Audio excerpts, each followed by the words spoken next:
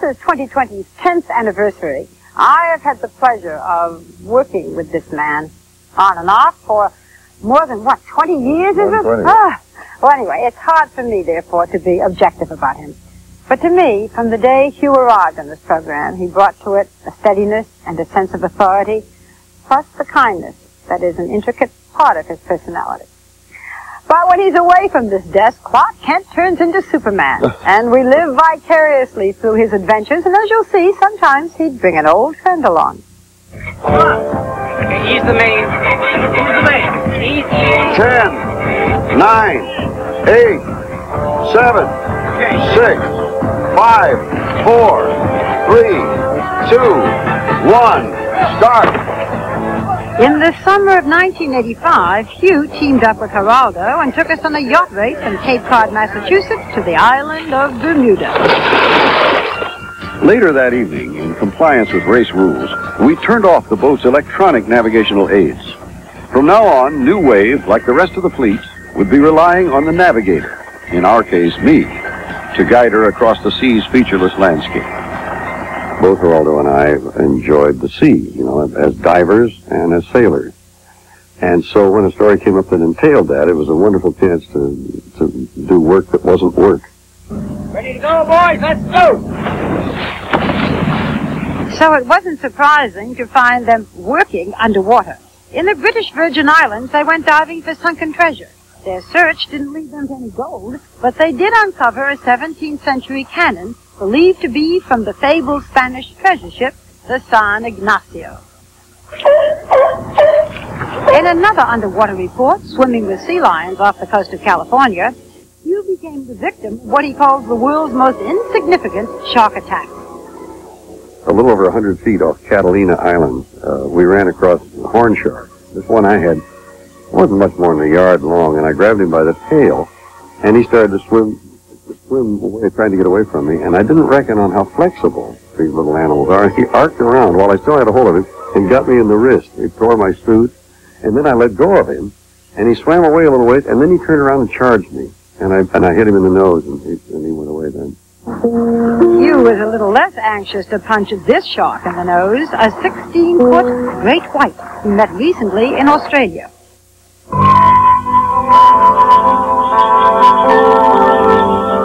Hugh traded in his wetsuit for a snowsuit when he went on assignment to the South Pole. Scientists gave Hugh the singular honor of actually repositioning the pole within 20 inches of the Earth's axis. I don't want to miss him. No. There you go. Looks pretty good. Okay. Now we know that around the world in 80 days was once a sensation, but Hugh managed to do it in just 24 steps. Each step is another time zone until I come to that place opposite where I started, and that's the date line. And that means to cross this, I lose a day. But what's a day? Coming on around and crossing those meridians that go up the Pacific, we would come to Japan and China and the rest of Asia, and finally Europe. And when I arrive back at Greenwich Zero Meridian, I am where I started, and I have gone around the world. I love doing adventure things because it's fun, and I'm pleased that the viewers seem to like to watch that. But where the real reward comes in doing 2020 is when you get letters from people who say this altered the course of my life or saved my life. And others that are just heartwarming because you know you've done something worthwhile. When I was in the Philippines, for example, in the vitamin A story, this area of the Philippines has a blindness rate of well over 3% of its population, much higher than the Philippine national average of just over 2%, already one of the world's highest blindness rates. Meet Cesar, a 4.5-year-old who lives in a remote corner of the Philippines. He looks healthy and hearty, right? Wrong. He is neither. Dr. Eva Santos, an ophthalmologist with Helen Keller International, places toy cars around the room of Cesar's dark hut, the first toys he's ever had. Cesar's baby brother makes a beeline for one.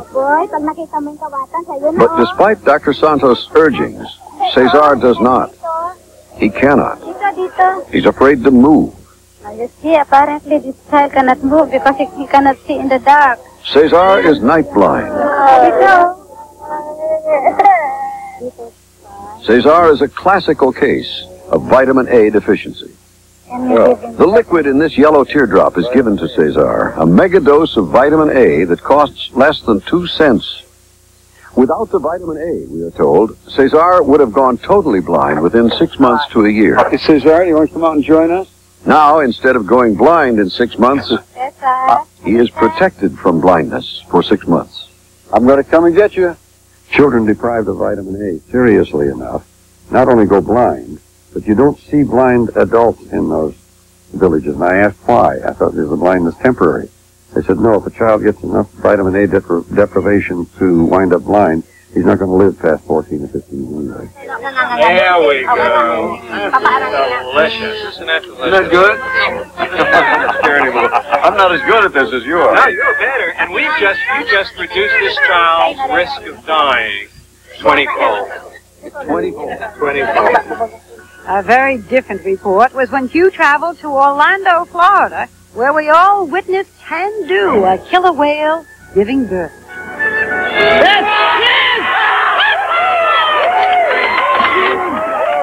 It's a girl, 350 pounds and over 6.5 feet long. They called her Baby Shamu. 3 months after baby Shamu was born, Hugh got the opportunity to meet Can-Do and the new baby. By wearing a trainer's wetsuit, I hoped the whales would now treat me more like one of their friends. It seemed to work. Then came my big test. In the position I took, grabbing the fins and lying flat, I unknowingly gave the whale the signal to take me for a dive. I decided not to go along. I think whales may just have a sense of humor. But now I understood the signals. As I got on again, she looked me straight in the eye. I stayed up on my knees, and that way got a long and unforgettable ride. From all appearances, she accepted me. Now, have my squire fetch my lance and my shield, will you? Hugh's love for adventure has brought us many exciting and far-out stories over the last decade. In 1981, he shared with us one of his own personal pleasures, the spectacular world of gliding, as he took us for a glorious ride high above the Arizona desert. Sunset is the most peaceful time, of course, with the heat of the day waning and the wind dying down. The lift and the soaring are over. Now we're simply gliding as the ship and the sun both descend.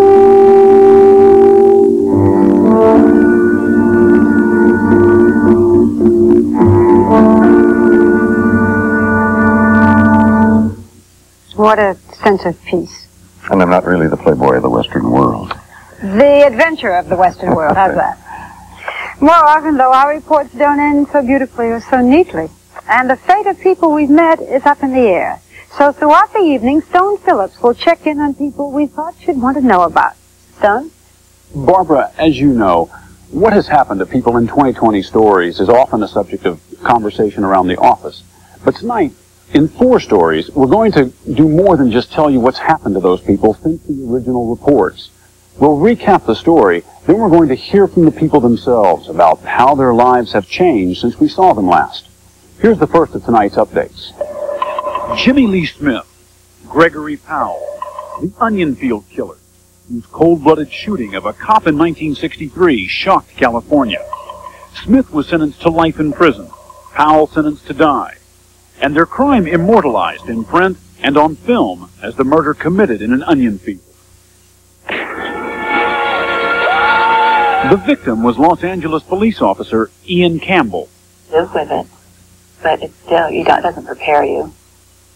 Somebody knocks on your door in the middle of the night, says, "I'm sorry, your husband was shot and killed tonight."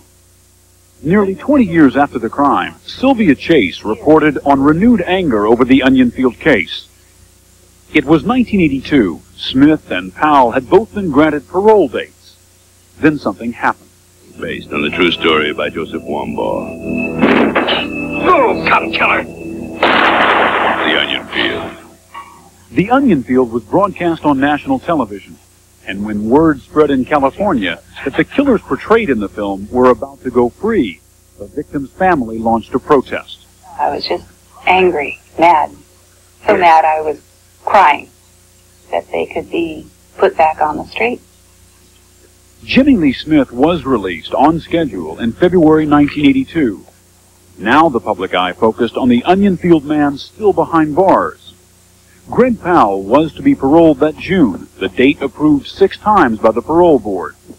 But on a 7th review, the California Parole Board voted no, citing psychiatric evaluations and escape attempts dating back to the 1960s. My family and the people that I love have said that they're just damn tired of seeing me portrayed as the 1963 killer and the crazy psychopath that in fact I actually was. And they just kept telling me, well, you know what, you should let people see what you are 20 years later. So here I am. Mr. Powell, I can hear people say, he murdered a cop. Why should he be out on parole? I can't make excuses for what I was. I was guilty of the crime. I committed it. My conduct for a long time was deplorable. Gregory Powell was at the center of an emotional debate about punishment and parole and the role of public opinion. You live with a person for so many years, you have his children. You don't forget. What I did didn't end, hasn't ended, never will end. My paying for it never ends.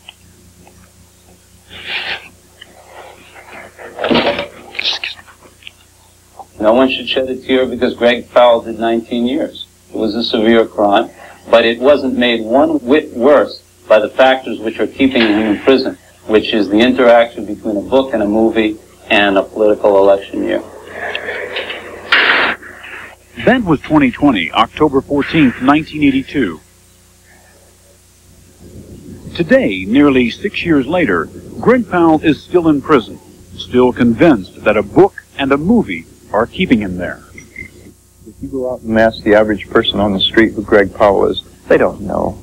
If you ask them, Onion Field Killer? Then all of a sudden, yeah, okay, we know who those guys are. In 1983 and again in 1986, a court ordered Greg Powell freed, but appeals and rehearings have blocked his release. If I spend the rest of my life in prison, I think it's a terrible waste. I don't think that there's a good reason for it any longer.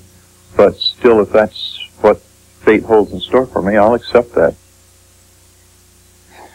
Again, more updates for Stone later. And just to mention what's still ahead on our 10th anniversary special, the Best of Barbara's interviews. Tom Jarrell with an anthology of our Moment of Crisis series. And Bob Brown has some vintage entertainment reporting. Right now, though, we find an example of courage in our 2020 album. The story of the Zumwalt family, by his father's hand. A United States Admiral. He dropped Agent Orange on Vietnam. His son, a naval officer, had been exposed to the chemical. Now, he had cancer, and he was fighting for his life. It's clearly the most agonizing physical experience that I've ever gone through in my life. But Elmo Zumwalt had cheated cancer, and today, he's still alive. How would you define courage from your experiences in life? Define it as a 4-letter word. Elmo.